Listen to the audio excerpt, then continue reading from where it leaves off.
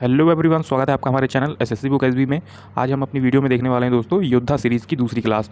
और ये क्लास का टॉपिक होने वाला है वैदिक सभ्यता।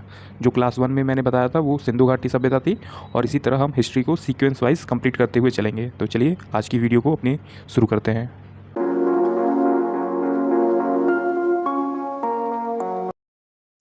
तो वैदिक सभ्यता में जो सबसे पहले हमसे क्वेश्चन पूछा जा रहा है वो है पूर्व वैदिक या ऋग वैदिक संस्कृतिक का काल किसे माना जाता है। तो ये माना जाता था 1500 ईसा पूर्व से 1000 ईसा पूर्व तक। तो आप इसे याद रखेंगे कि पूर्व वैदिक या फिर ऋग वैदिक सांस्कृतिक काल माना जाता था 1500 ईसा पूर्व से 1000 ईसा पूर्व तक। अगला क्वेश्चन आता है हमारा, उत्तर वैदिक सांस्कृतिक का काल किसे माना जाता है। जो उत्तर वैदिक सांस्कृतिक काल माना जाता है वो 1000 ईसा पूर्व से 600 ईसा पूर्व तक माना जाता था। अगला क्वेश्चन आता है हमारा, आर्य शब्द का शाब्दिक अर्थ क्या होता है। जो आर्य शब्द का शाब्दिक अर्थ है वो श्रेष्ठ या फिर कुलीन होता है। जैसे आम शब्दों में हम अमीर या फिर रिच कहेंगे, तो वही ये आर्य शब्द का शाब्दिक अर्थ होता है। तो आप इसे याद रखेंगे कि आर्य शब्द का जो शाब्दिक अर्थ है वो श्रेष्ठ या फिर कुलीन होता है। अगला क्वेश्चन आता है, किस फसल का ज्ञान वैदिक काल के लोगों को नहीं था। तो इसमें आपसे पूछा गया है कि ऐसी कौन सी फसल थी जिसका ज्ञान जो है वो वैदिक काल के लोगों को नहीं था। तो तंबाकू जो फसल है उसका ज्ञान वैदिक काल के लोगों को नहीं हुआ करता था। अगला क्वेश्चन आता है हमारा, उत्तर वैदिक काल के वेद विरोधी और ब्रह्मा विरोधी धार्मिक अध्यापकों को किस नाम से जाना जाता था। तो श्रमण के नाम से जाना जाता था। जो उत्तर वैदिक काल में वेद विरोधी थे, जो वेद को नहीं मानते थे, और जो ब्रह्मा विरोधी थे, धार्मिक अध्यापकों को उसके नाम से जाना जाता था, तो श्रमण के नाम से जाना जाता था। अगला क्वेश्चन आता है हमारा, वैदिक गणित का महत्वपूर्ण अंग है। तो वैदिक गणित का जो महत्वपूर्ण अंग है वो है शुल्भ सूत्र। तो आप इसे याद रखेंगे कि शुल्भ सूत्र जो है वो वैदिक गणित का महत्वपूर्ण अंग माना जाता है। अगला क्वेश्चन आता है हमारा, किस वेद में प्राचीन वैदिक युग की संस्कृति के बारे में सूचना दी गई है या फिर बताया गया है। तो किस वेद में प्राचीन वैदिक युग के बारे में बताया गया है। तो ऋग्वेद में बताया गया है। तो आप इसे याद रखेंगे। अगला क्वेश्चन आता है हमारा, वेदों की संख्या कितनी है। तो वेदों की संख्या जो है वो 4 मानी जाती है। तो आप इसे याद रखेंगे कि वेदों की कुल संख्या होती है 4। अगला क्वेश्चन आता है हमारा, भारत के राजसी में प्रयुक्त होने वाली शब्द सत्यमेव जयते ये किस उपनिषद से लिया गया है। तो जो सत्यमेव जयते शब्द है हमारा ये लिया गया है मुंडक उपनिषद से। तो आप इसे याद रखेंगे कि सत्यमेव जयते शब्द लिया गया है मुंडक उपनिषद से। अगला है, ऋग्वैदिक आर्यों का मुख्य व्यवसाय क्या था। जो ऋग्वैदिक आर्य थे उनका जो प्रमुख व्यवसाय था वो पशुपालन था। तो आप इसे याद रखेंगे कि पशुपालन था जो ऋग्वैदिक आर्यों का मुख्य व्यवसाय था। अगला है, कृष्ण भक्ति का प्रथम और प्रधान ग्रंथ है। तो कृष्ण भक्ति का प्रथम और प्रधान ग्रंथ है श्रीमद् भगवद गीता। अगला क्वेश्चन आता है हमारा, ऋग्वेद में संपत्ति का प्रमुख रूप क्या है। गोधन है। तो आप इसे याद रखेंगे कि ऋग्वेद में संपत्ति का प्रमुख रूप है गोधन। अगला क्वेश्चन आता है हमारा, ऋग्वेद के किस मंडल में शूद्र का उल्लेख पहली बार मिला। तो किस मंडल में मिला। तो 10वें मंडल में शूद्र का उल्लेख जो है वो पहली बार मिला था। अगला क्वेश्चन है हमारा, वेदों की रचनाओं को पढ़ने वाले ऋषि को क्या कहते हैं। तो वेदों की रचनाओं को पढ़ने वाले ऋषि को कहा जाता है होर्त। अगला है, ऋग्वेद का संबंध किससे है।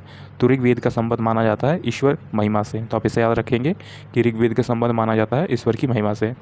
अगला क्वेश्चन आता है हमारा, ऋग्वेद में कुल मंडल हैं 10। फिर अगला है, ऋग्वेद में कुल सूक्तियाँ हैं 1028। फिर अगला आता है क्वेश्चन हमारा, ऋग्वेद में कुल रचनाएँ हैं कितनी 10,580। फिर अगला है, ऋग्वेद में इंद्र के लिए रचनाएँ हैं 250। ऋग्वेद में अग्नि के लिए रचनाएँ हैं 200। और सबसे पुराना वेद है हमारा ऋग्वेद। तो ये जो इंपॉर्टेंट नंबर वाले फैक्ट हैं आप इसे याद रखेंगे दोस्तों। जैसे कि ऋग्वेद में जो कुल मंडल हैं वो 10 हैं, और कुल सूक्तियाँ जो है ऋग्वेद में वो 1028 है। ऋग्वेद में कुल रचनाएँ कितनी हैं 10,580 हैं। और ऋग्वेद में इंद्र के लिए कितनी है तो 250 है। और अग्नि के लिए कितनी है रचनाएँ तो 200 है। और यही ऋग्वेद जो है वो हमारा सबसे पुराना वेद माना जाता है। तो आप इसे याद रखेंगे ये सभी क्वेश्चंस। अगला क्वेश्चन आता है हमारा, ये सभी क्वेश्चन दोस्तों जो है वो आरआरबी ने अपने प्रीवियस ईयर एग्जाम्स में पूछ रखे हैं। तो ये आपके लिए काफ़ी इंपॉर्टेंट क्वेश्चन हो जाते हैं। पढ़ते हैं अपने अगले क्वेश्चन की तरफ, जो कि है, किस वैदिक ग्रंथ में वर्ण शब्द का सर्वप्रथम नामोल्लेख मिलता है। तो किस वैदिक ग्रंथ में वर्ण का सबसे पहला उल्लेख मिला था तो ऋग्वेद में मिला था। तो आप इसे याद रखेंगे कि वर्ण शब्द का सर्वप्रथम उल्लेख मिला था ऋग्वेद में। अगला है, भारत का सबसे प्राचीन धर्म ग्रंथ कौन सा है। तो भारत का जो सबसे प्राचीन धर्म ग्रंथ है वो वेद माना जाता है।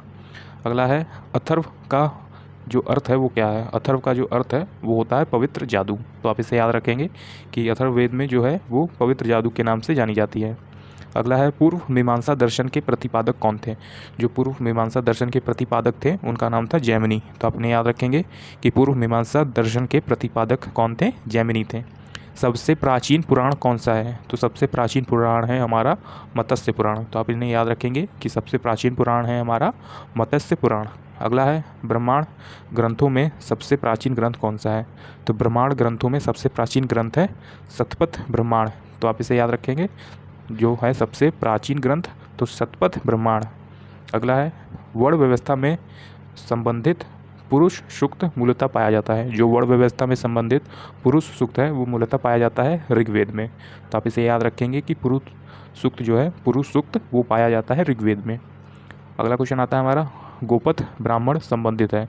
जो गोपथ ब्राह्मण है वो अथर्ववेद से संबंधित है। अगला ही क्वेश्चन है हमारा जो कि है उपनिषेधों का मुख्य विषय क्या है? तो उपनिषेधों का जो मुख्य विषय है वो दर्शन होता है।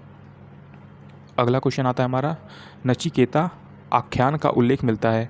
तो नचिकेता आख्यान का उल्लेख मिलता है कठोपनिषद में। अगला है पुराणों की संख्या कितनी है? तो पुराणों की टोटल संख्या है 18। तो हमारा जो कि है वैदिक धर्म का मुख्य लक्षण किसकी उपासना से था? जो वैदिक धर्म था उसका मुख्य लक्षण किसकी उपासना से था? तो प्रकृति की उपासना से था। आप इसे याद रखेंगे कि वैदिक धर्म का मुख्य लक्षण प्रकृति की उपासना से था। अगला क्वेश्चन आता है हमारा किस देवता के लिए ऋग्वेद में पुरंदर शब्द का प्रयोग हुआ था? तो किस देवता के लिए पुरंदर शब्द का उपयोग हुआ था? तो इंद्र देवता के लिए हुआ था। अगला है शुल्व सूत्र किस विषय से संबंधित पुस्तक है? जो शुल्व सूत्र दिया गया है वैदिक धर्म में वो ज्यामिति से संबंधित है। तो आप इसे याद रखेंगे कि वैदिक में जो शुल्व सूत्र है वो ज्यामिति पुस्तक से संबंधित है। अगला क्वेश्चन आता है असतो माँ सद्गमय कहाँ से लिया गया है? असतो माँ सद्गमय ये लिया गया है ऋग्वेद से। अगला क्वेश्चन आता है हमारा आर्य भारत में बाहर से आए और सर्वप्रथम बसे थे पंजाब में। जो आर्य लोग थे वो बाहर से आए थे और सर्वप्रथम कहाँ बसे? तो पंजाब में बसे थे। अगला क्वेश्चन आता है हमारा ऋग्वेद में कौन सा मंडल पूर्णतः सोम को समर्पित है? तो ऋग्वेद में कौन सा ऐसा मंडल है जो पूरी तरह सोम को समर्पित है? तो 9वां मंडल जो है वो पूरी तरह सोम को समर्पित है। अगला क्वेश्चन आता है हमारा प्रसिद्ध 10 राजाओं का युद्ध दशाराज युद्ध किस नदी के तट पर लड़ा गया था? तो प्रसिद्ध जो 10 राजाओं का युद्ध था जिसे दशराज युद्ध के नाम से जाना जाता था वो किस नदी के तट पर लड़ा गया था? तो परुषणी नदी के तट पर लड़ा गया था। तो आप इस नदी को याद रखेंगे।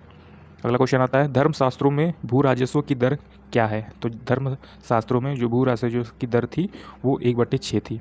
अगला क्वेश्चन आता है हमारा 800 ईसा पूर्व से 600 ईसा पूर्व का काल किस युग से था? तो 800 ईसा पूर्व से जो 600 ईसा पूर्व का काल था ये ब्राह्मण युग से जुड़ा हुआ था। अगला है आरंभिक वैदिक साहित्य में सर्वाधिक वर्णित नदी है कौन सी? सिंधु। तो वैदिक साहित्य में जो सबसे उनकी महत्वपूर्ण नदी मानी जाती है वो सिंधु नदी मानी जाती है। तो आप इसे याद रखेंगे। अगला क्वेश्चन आता है हमारा गायत्री मंत्र जो कि देवी सावित्री को संबोधित करते हुए है ये किस पुस्तक में मिलता है? तो गायत्री मंत्र का भी संबंध जो है वो ऋग्वेद में मिलता है हमें। तो आप इसे याद रखेंगे कि गायत्री मंत्र जो देवी सावित्री को संबोधित करता है ये ऋग्वेद में मौजूद है। अगला है न्याय दर्शन को प्रचारित किया था किसने? गौतम ने किया था। तो आप इसे याद रखेंगे कि न्याय दर्शन को प्रचारित किया था गौतम ने। अगला क्वेश्चन आता है हमारा प्राचीन भारत में निष्क से जाने जाते थे। जो प्राचीन भारत था उसमें निष्क से जाने जाते थे स्वर्ण आभूषण। अगले क्वेश्चन आते हैं हमारे योग दर्शन के प्रतिपादक हैं। जो योग दर्शन है उसके प्रतिपादक है पतंजलि। तो आप इसे याद रखेंगे कि योग दर्शन के प्रतिपादक हैं पतंजलि। अगला है उपनिषद पुस्तकें हैं किस पर हैं? ये दर्शन पर शास्त्र पे है। तो आप इन्हें याद रखेंगे कि उपनिषद की पुस्तकें होती हैं दर्शन शास्त्र पर। अगला है पूर्व वैदिक आर्यों का धर्म मुख्यतः था कौन सा धर्म था उनका? तो प्रकृति पूजा और यज्ञ। तो आप इसे याद रखेंगे कि पूर्व वैदिक आर्य जो थे उनका धर्म था कि प्रकृति की पूजा और यज्ञ से रिलेटेड। अगला क्वेश्चन है चरक संहिता नामक जो पुस्तक है वो किससे संबंधित है किस विषय से संबंधित है? तो चरक संहिता जो संबंधित है विषय वो चिकित्सा से संबंधित है। तो आप इसे याद रखेंगे कि चरक संहिता जो नामक पुस्तक है वो चिकित्सा से संबंधित है। अगला है यज्ञ संबंधी विधि विधानों का पता चलता है किसमें? यजुर्वेद में। तो आप इन्हें याद रखेंगे कि यज्ञ संबंधी जो विधि विधान है उनका पता चलता है यजुर्वेद में।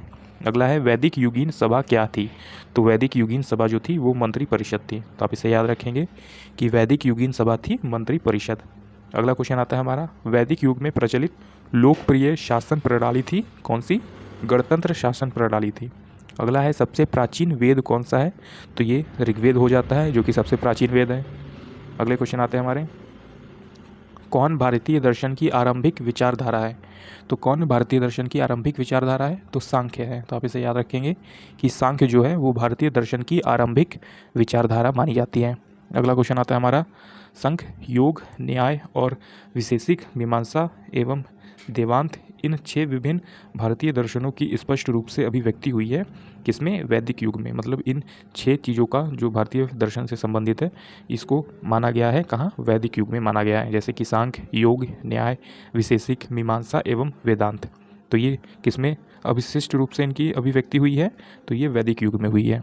अगला है, वह दस्तकारी कौन सी है जो आर्यों द्वारा व्यवहार में नहीं लाई गई थी? तो वो दस्तकारी यह है लुहार या फिर लुहारगिरी। तो आप इसे याद रखेंगे, जो लुहार होते हैं जो लोहे का काम करके नई नई चीज़ें बनाते हैं, तो वही जो चीज़ें हैं वो आर्यों द्वारा व्यवहार में नहीं लाई गई थी। अगला क्वेश्चन आता है, प्राचीनतम व्याकरण अष्टाध्यायी के रचनाकार हैं। तो अष्टाध्यायी के रचनाकार हैं पाणिनि। तो हमने याद रखेंगे, काफ़ी इंपॉर्टेंट क्वेश्चन बनता है। एमटीएस में भी ये पिछली बार पूछा गया था कि प्राचीन व्याकरण जो अष्टाध्यायी है उसके रचनाकार हैं पाणिनि। अगला है क्वेश्चन हमारा, कौन सी स्मृति प्राचीनतम है? तो मनुस्मृति नामक जो है वो सबसे प्राचीन है। तो आप इसे याद रखेंगे कि सबसे पुराना या सबसे प्राचीनतम स्मृति है मनुस्मृति।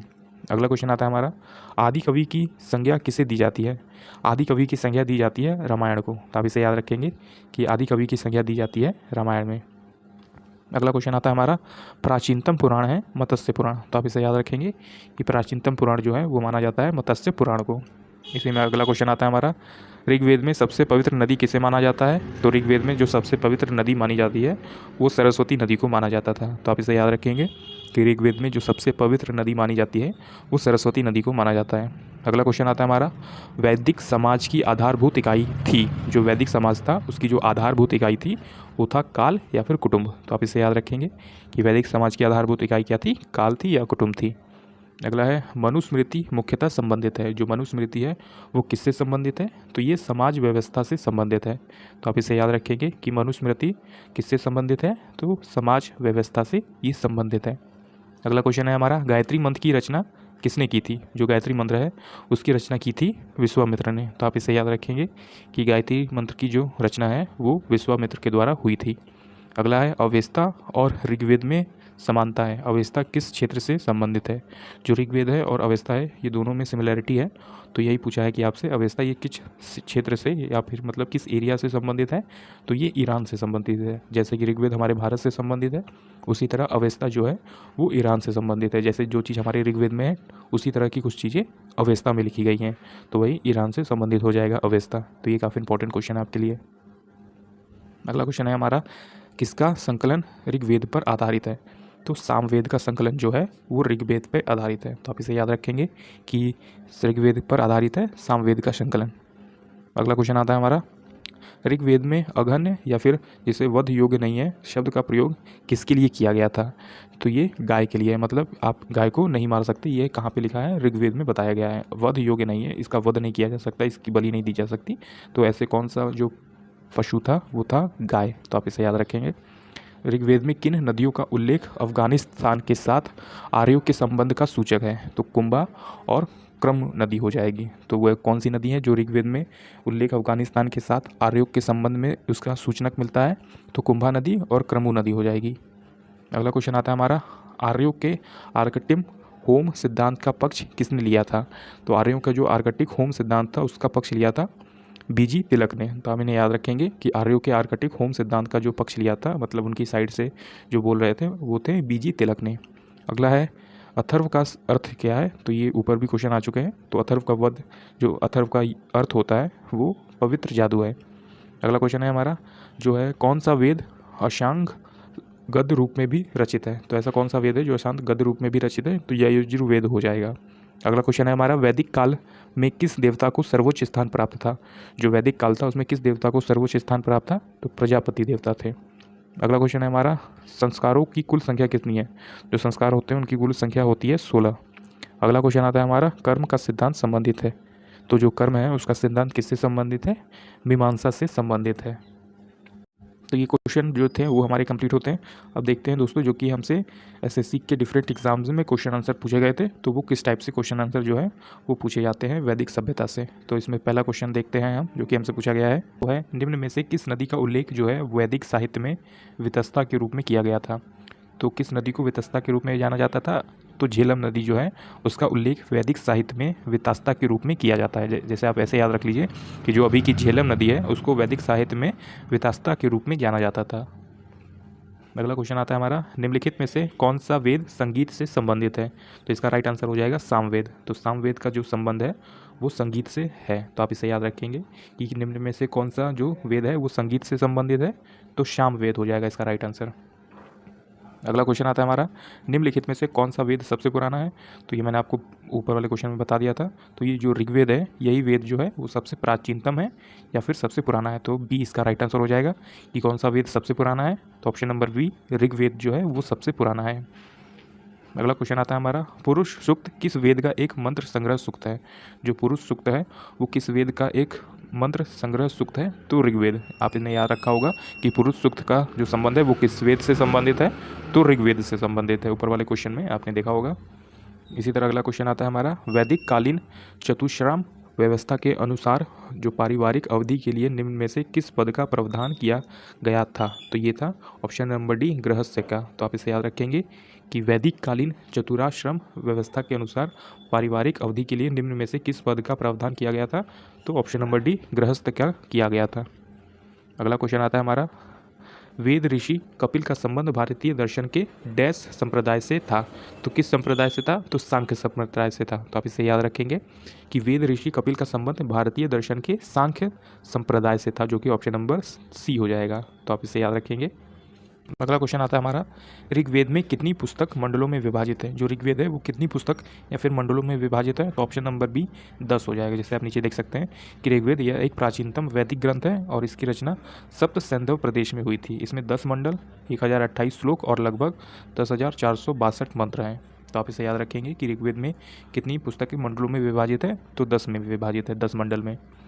अगला है, निम्नलिखित में से कौन सा उपवेद ऋग्वेद से संबंधित है। तो ऑप्शन नंबर सी, आयुर्वेद हो जाएगा। तो आप इसे याद रखेंगे, कौन सा उपवेद ऋग्वेद से संबंधित है, तो आयुर्वेद हो जाएगा। अगला है, अथर्ववेद डैश खंडों का संग्रह है। तो अथर्ववेद जो है वो ऑप्शन नंबर डी 20 खंडों का संग्रह है। अथर्ववेद 20 खंडों का संग्रह है और इसमें 731 सूक्त व लगभग 6000 रचनाएँ पाई गई हैं। तो आप इसे याद रखेंगे कि अथर्ववेद लगभग जो है वो 20 खंडों का संग्रह है।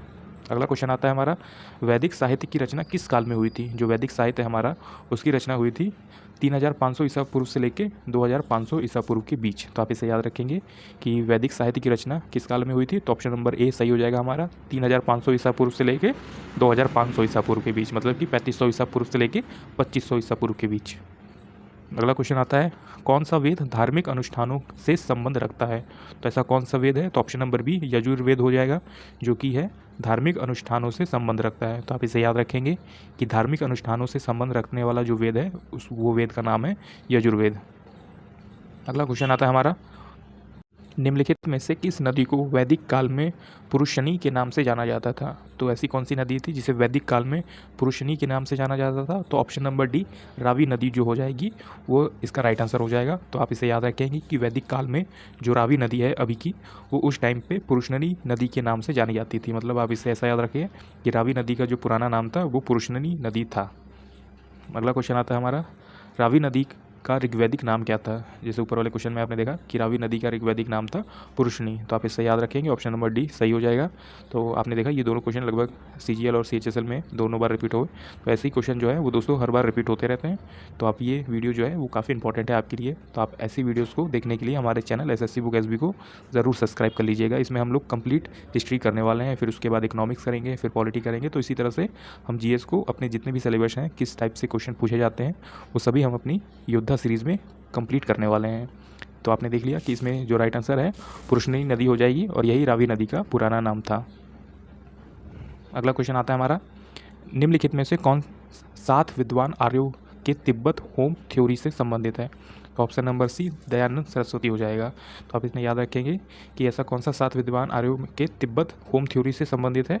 तो दयानंद सरस्वती थे। अगला क्वेश्चन आता है हमारा, सांख्य दर्शन संप्रदाय की स्थापना डैश के द्वारा की गई थी। तो किसके द्वारा की गई थी, कपिल के द्वारा किया गया था। तो आप इसे याद रखेंगे कि सांख्य दर्शन संप्रदाय की स्थापना की गई थी कपिल के द्वारा। अगला है हमारा, कुल कितने वेदांग है। तो कुल कितने वेदांग हैं। तो ऑप्शन नंबर डी 6 हो जाएंगे। जैसे कि आप नीचे देख सकते हैं, पहला है शिक्षा जिसे कहेंगे फोनोलॉजी, फिर ज्योतिष जिसे कहेंगे एस्ट्रोलॉजी, फिर कल्प यानी रिचुअल्स होते हैं, फिर चौथा है व्याकरण जिसे ग्रामर कहेंगे, फिर निरुक्त जिसे study of history of the world कहेंगे, फिर अगला है छठवां छंद जो कि है पोएटिक मैटर्स। तो आपने देखा कि कुल कितने वेदांग हैं। तो 6 वेदांग है। आप चाहें तो ये 6 चीज़ों को याद भी रख सकते हैं। अगला क्वेश्चन आता है वेदांग के संदर्भ में निम्नलिखित में से कौन सा जो शब्द है अनुष्ठान से संबंधित है। तो अनुष्ठान से संबंधित ऑप्शन नंबर बी कल्प हो जाएगा। जैसे कि आपने ऊपर देखा कल्प से संबंधित है, अनुष्ठान से रिचुअल्स। तो आप इसे याद रखेंगे कि अनुष्ठान मतलब होता है रिचुअल्स, जो कि हम लोग देखते हैं कल्प में दिया गया है इसका राइट आंसर।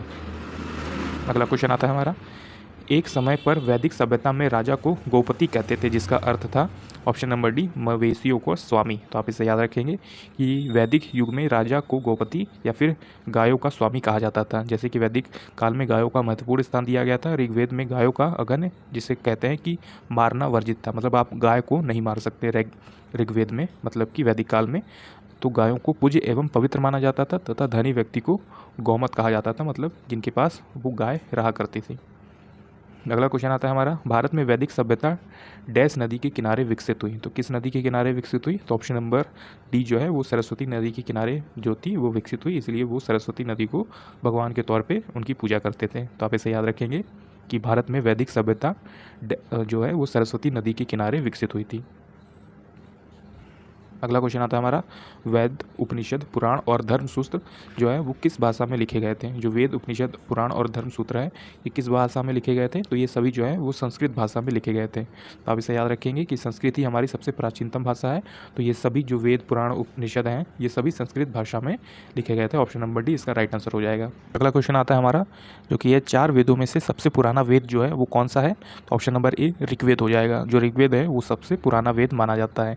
ऋग्वेद में 1028 सूक्त है तथा 10,462 रचनाएं हैं। तो आप इसे याद रखेंगे कि 4 वेदों में से सबसे पुराना वेद माना जाता है ऋग्वेद को। अगला क्वेश्चन आता है, प्राचीन भारत में लोगों को कितने वर्णों में विभाजित किया था। तो प्राचीन भारत में जो लोगों को कितने वर्णों में विभाजित किया था। ऑप्शन नंबर सी 4 वर्णों में विभाजित किया गया था। तो आप इसे याद रखेंगे कि चतुर्वर्ग समाज की कल्पना का आदि स्रोत ऋग्वेद में 10 मंडल में वर्णित पुरुष सूक्त हैं, जिसके अनुसार उन्हें 4 वर्ग जैसे ब्राह्मण, क्षत्रिय, वैश्य तथा शूद्र में इन्हें विभाजित किया गया था। तो ये काफ़ी इंपॉर्टेंट क्वेश्चन है कि प्राचीन भारत में लोगों को कितने वर्णों में विभाजित कर दिया गया था।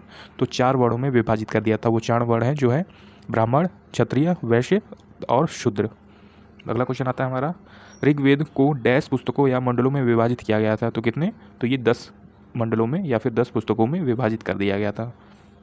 अगला क्वेश्चन आता है हमारा, ऋग्वेद पांडुलिपि किस वर्ष में यूनेस्को की memory of the world register में शामिल हुई। तो ऑप्शन नंबर डी 2007 में इसे शामिल कर लिया गया था। किसमें। Memory of the world register में, जो कि यूनेस्को के द्वारा पब्लिश की जाती है। तो आप इसे याद रखेंगे कि ऋग्वेद पांडुलिपि जो है ये UNESCO memory of the world register में शामिल हुआ था 2007 में।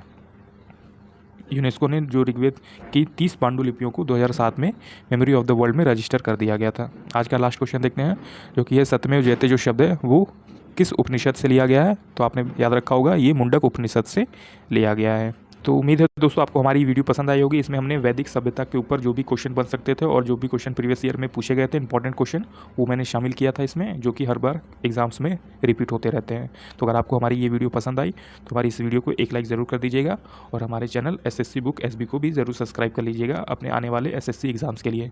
तब तक पढ़ते रहिए और हमेशा अपने लक्ष्य की तरफ आगे बढ़ते रहिए।